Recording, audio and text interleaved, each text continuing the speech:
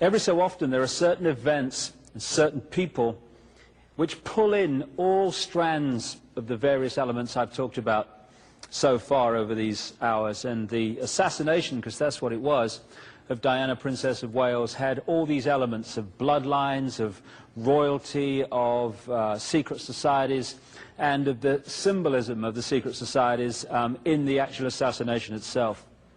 In The Biggest Secret, I've gone into this in tremendous detail in one chapter in particular, and there is a video documentary planned of this Diana assassination and the background to it. Maybe it will even have been done and be available by the time you see this. So I'm not going to go into the Diana thing in great detail here because it's done elsewhere, but I just want to go through a few things. From close confidence of Diana, it's very clear that she realized after a while that she had been pulled in for a specific purpose. She used to call herself the Windsor brood mare. The Spencer family is an ancient bloodline which is interbred with many of the aristocratic families of Britain, of Europe, and of America. Spencers are distant cousins, for instance, of the Rockefellers. And she realized that they'd drawn her into the Windsor web because they wanted her genes. They wanted to fuse the Windsor genes with the Spencer genes to produce another version of a genetic hybrid with a particular genetic structure. And from the very start, it's clear when you look at the story and the information that she was pulled in and identified for this from a very, very early age. She was actually brought up on the Sandringham estate and knew the Queen and Prince Charles and stuff from a very early age. The Windsors are, this is the Queen here, an ancient reptile human bloodline. And I was kind of surprised, although my research was going that way, to be told that by a confidant of Diana that her nickname for the Windsors was the lizards or the reptiles. And she used to say, in all seriousness, they're not human. And she knew far more about this background by the time she died than people in the public domain would ever realize. She'd certainly realized what the Windsors were about and where they came from. Now, this is a guy who has been going around saying that Diana and his son Dodi were assassinated. I haven't got time to go into why someone might feel it acceptable for their son to die in a road crash, but if you read The Biggest Secret, you can see some of the background to this. If we start judging whether something is possible by what we would do, we're going to lose the plot, because not everyone thinks like everyone else. And when you look at the background to Diana's assassination, the person that had complete control of her security and her movements in the crucial period, days leading up to it, but particularly on that specific day, was Mohammed al-Fayed. And when you look at his background, as I've said in The Biggest Secret, you know when Mohammed al-Fayed is trying to kid you, trying to tell you something that's not true because his lips are moving. It's the way you can see it, because this guy has lied his way through his whole economic and business career. And he's done exactly that over Diana's assassination. There was a guy that I've mentioned a number of times in my books called Tony Blair. Tony Blair was brought through by this brotherhood to become Prime Minister of Britain. And I have a contact who, for a long time, performed satanic ceremonies in which ritual human sacrifice took place of children and of adults.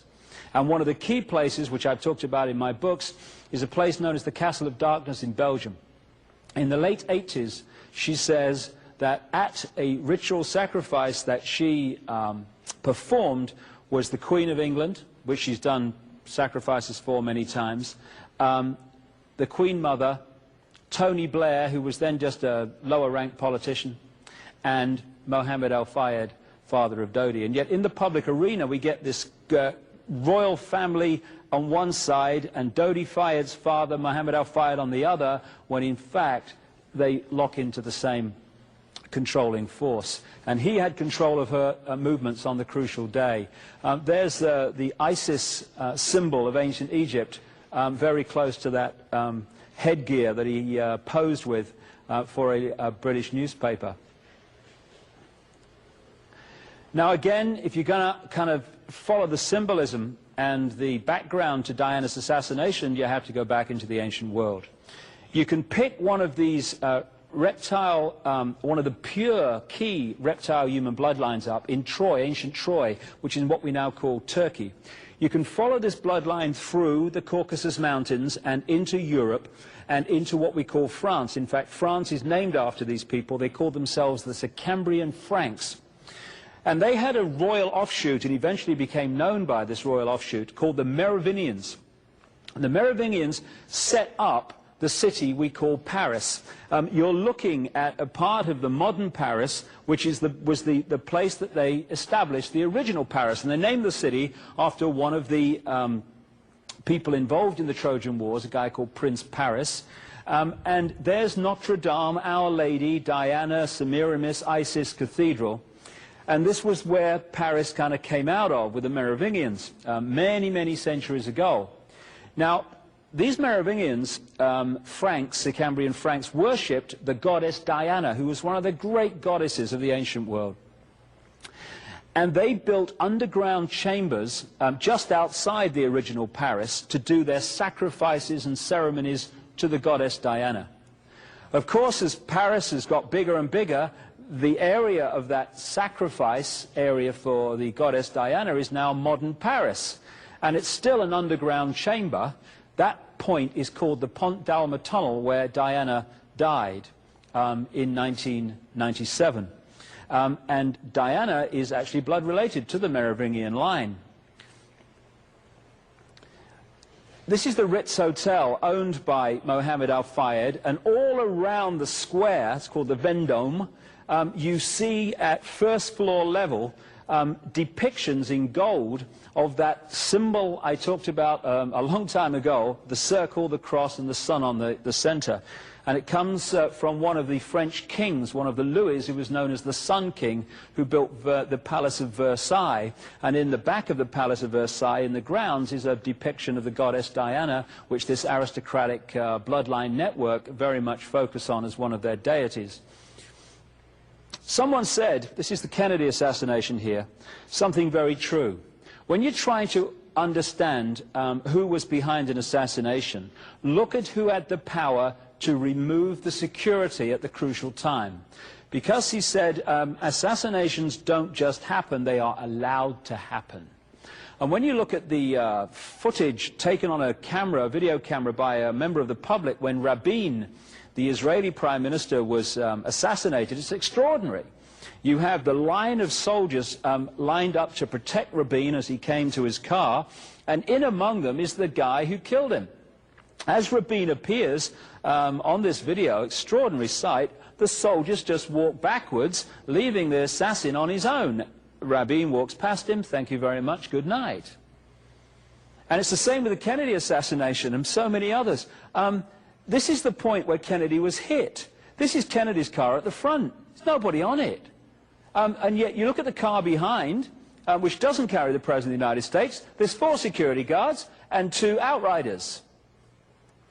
If they'd have been there, of course, Kennedy could not have been killed by a bullet from outside because he was so well protected. But the whole thing was removed, the security, to allow it to happen. And it was the same in Paris on that night. This is the back entrance to the Ritz Hotel where the car left because it was decided by Mohammed Al-Fayed on the phone to his son Dodi from England that although she'd had a certain level of security all day, a Mercedes and a backup car, a Range Rover, that was suddenly at the crucial time going to be removed, and another Mercedes was brought in with no backup car and no security, apart from the Trevor Rees-Jones, the bodyguard in the front seat.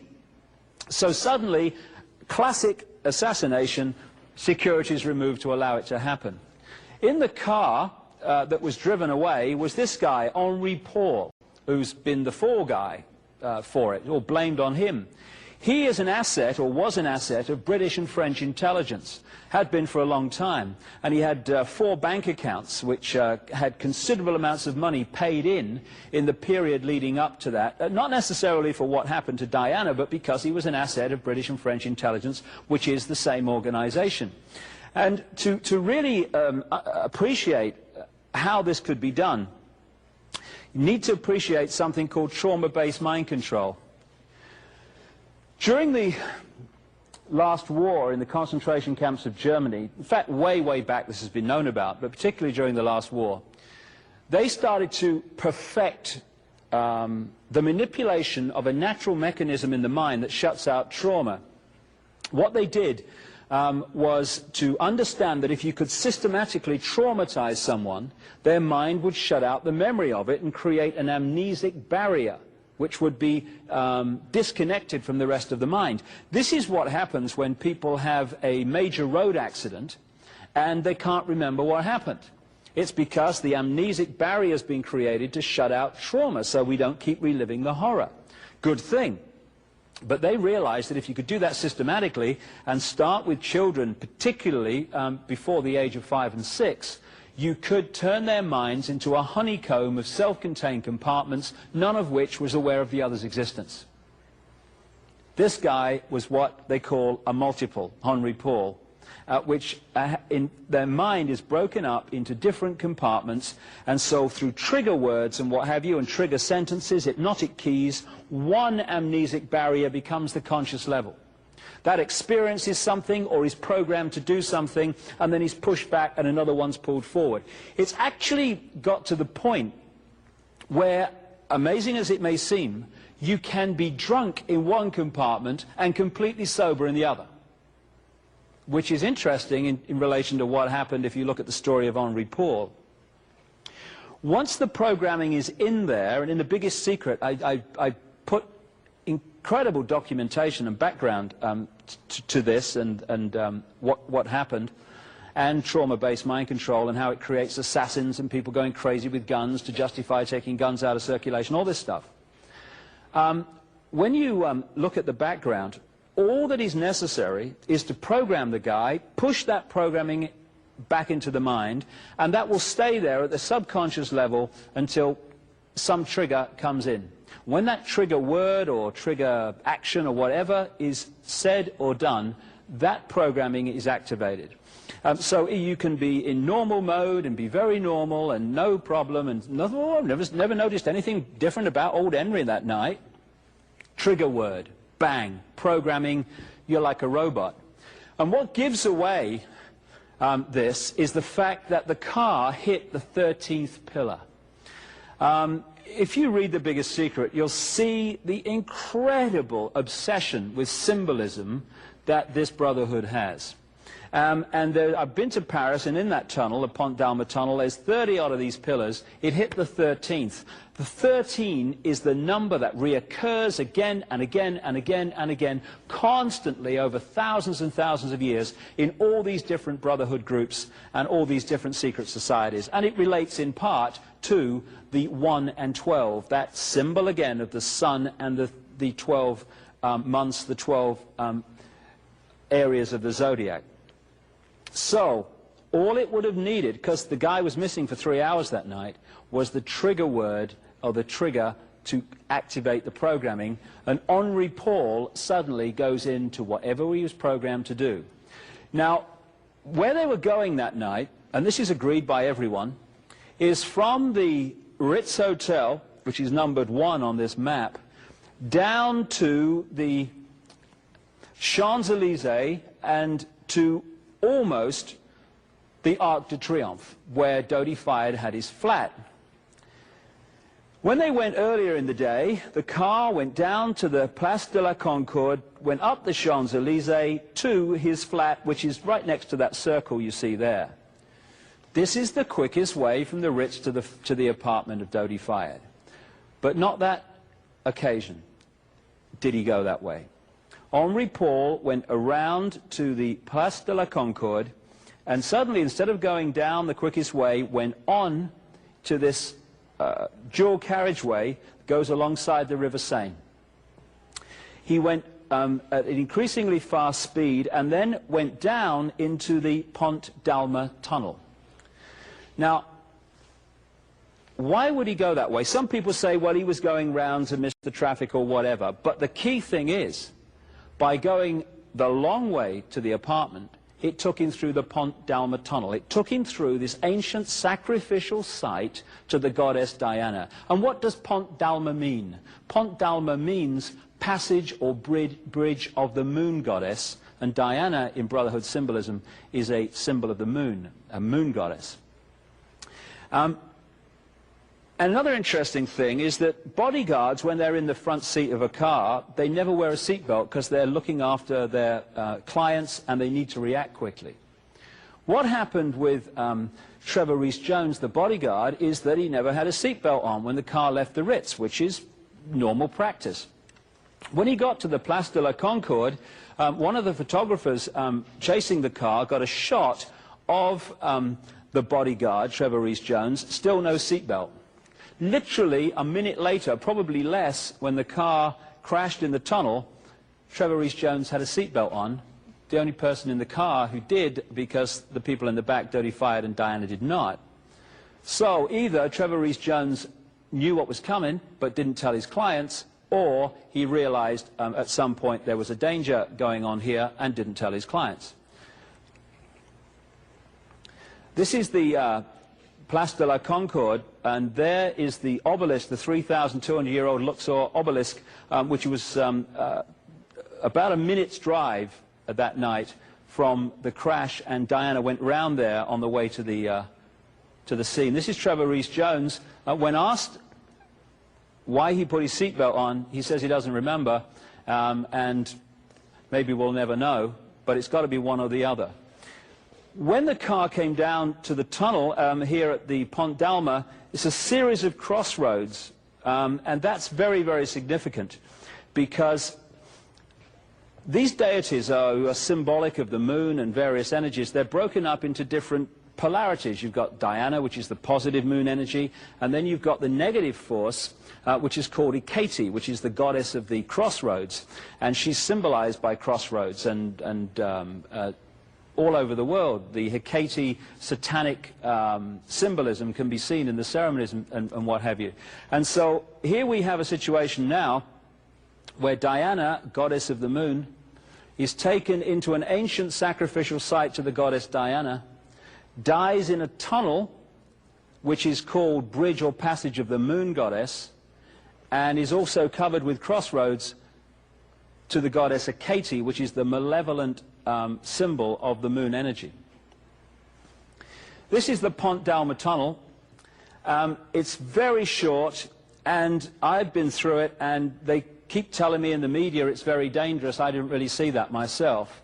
And it's very close to the Arc de Triomphe, which is another obelisk symbol. This is the 13th pillar, and there's no way that car hit the 13th pillar, given the obsession with symbolism of this brotherhood, unless it was meant to happen. I've talked to people who are experts in this mind control, who work to deprogram people who have been mind controlled in this way. And I said to them, is it possible to mind control a driver on a subconscious level to go into that tunnel and just whack the 13th pillar? Because, of course, in the conscious level, you'd say, come on, it's not possible. And everyone has said, absolutely, for this reason. The conscious level has a certain feeling of time. So going into the tunnel at 60, 70, 80 miles an hour and then hitting the 13th pillar, you must be joking. But the subconscious level has a completely different perception of time. 60, 70 miles an hour to that is walking pace. Therefore, the programming goes in at the subconscious level, making that hit the 13th pillar at speed. Piece of cake, according to these experts I've spoken to. Diana actually survived the crash. All reports say that. But instead of being taken to hospital, where she could have got treatment that could have saved her life, she was held in that tunnel for a very, very long time. Medical experts outside of France have said it's ridiculous how long it took. About 95 minutes from the crash to get her to hospital, by which time she was clinically dead. Between the Ritz and the tunnel are 17 of these things, traffic cameras, which are filming the road which the car passed down.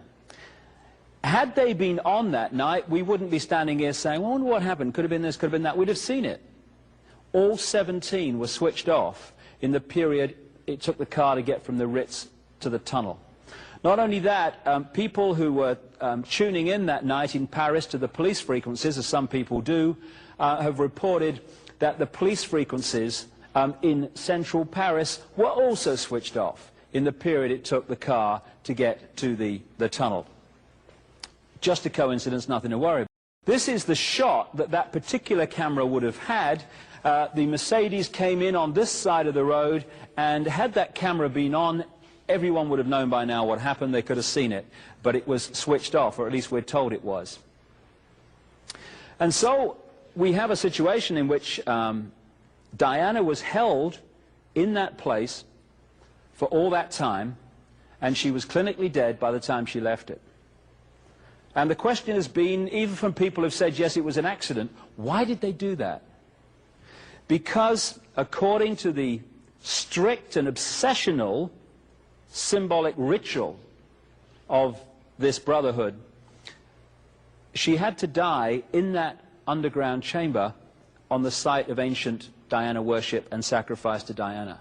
There's no way she was going to be allowed to leave the tunnel until she was dead, and so they kept her there all that time when most doctors, as some have pointed out, would have had her at a hospital as quick as possible, and she'd still be alive today, almost certainly. So the Diana story is just full of endless symbolism, and I'm just skipping the surface here. The detail is absolutely mind-blowing. This is the top of the Pont d'Alma tunnel, and as I mentioned earlier, there is the depiction of the flame held by the Statue of Liberties in Paris and in New York, standing on a black pentagram, the classic satanic symbol. And that is where they take the flowers and stuff now. This area of Paris with the Eiffel Tower, the River Seine, is an ancient sacred site to this brotherhood. And it's absolutely no coincidence that this is where they brought Diana to die that night. Indeed, when you go through her life in general, you find that the symbolism of the goddess Diana comes up again and again. When she married Prince Charles, they married her in St. Paul's Cathedral. St. Paul's Cathedral is on an ancient site of goddess Diana worship. And when they brought her coffin out of Paris, it wasn't with the Union Jack and the flag of the country, it was with the flag of the royal family, full of these old symbols of the sun going back to the ancient world. And as I've pointed out many times, and with a lot of supporting evidence, the British royal family were definitely involved in her murder. Interestingly, when the crash happened, this guy comes into focus. This is Diana's brother, Earl Spencer. And there's one or two questions I'd like to ask him, really, because the symbolism of the goddess Diana in the ancient world related again and again to the tree grove, which is the sacred place to the goddess Diana. That's where they used to worship her, in the tree grove. Lakes and islands. Those three things keep reoccurring again and again and again in the stories of the goddess Diana. This is where they put her grave, on an island, in the tree grove, in the middle of a lake on the Althorpe estate, the Spencer estate. And those decisions, at least on the surface, were made by Earl Spencer. He also said in a BBC television interview that after the crash he had a dream in which he was told to put 4 black swans on the lake around the grave. And the next day he said he called his estate manager and asked, where do I get 4 black swans? And his estate manager apparently replied, according to the official story, you've heard then. You've heard what? We've just been given 4 black swans. Okay, well, the pigs are filling the room again. I don't really accept that. What is the symbolism of 4 black swans? First of all, when you look into the mind control programs, the swan is very symbolic to the mind control programs. But there's another one. Just take Swan Lake. Swan Lake, in which the white swan, symbolic of the positive, was killed by the black swan, symbolic of the negative.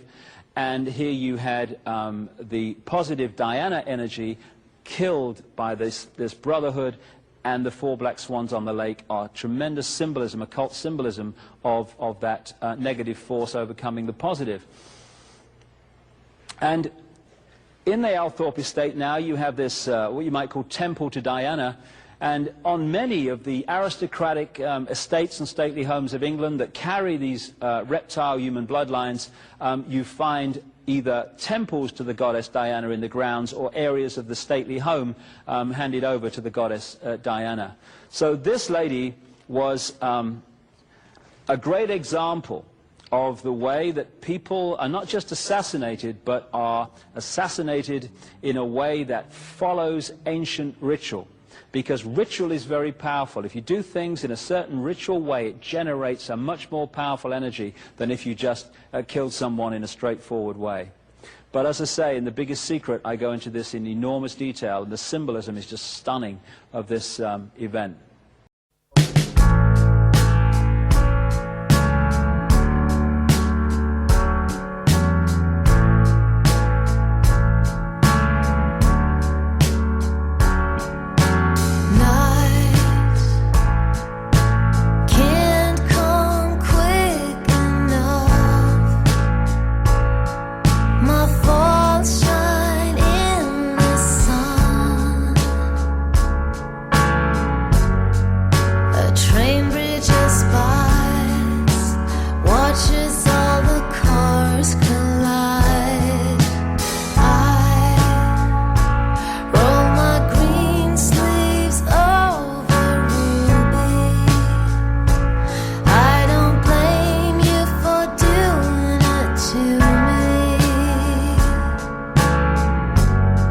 Real girls don't take aim like kings do these days. I made my mind up to be a black-winged bird.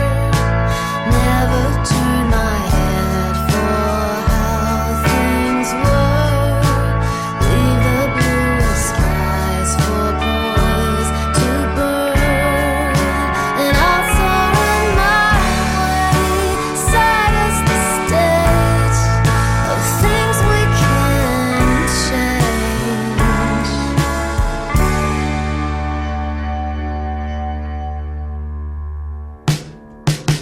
Now we're paper dolls on a frame in houses that all look the same. Rows of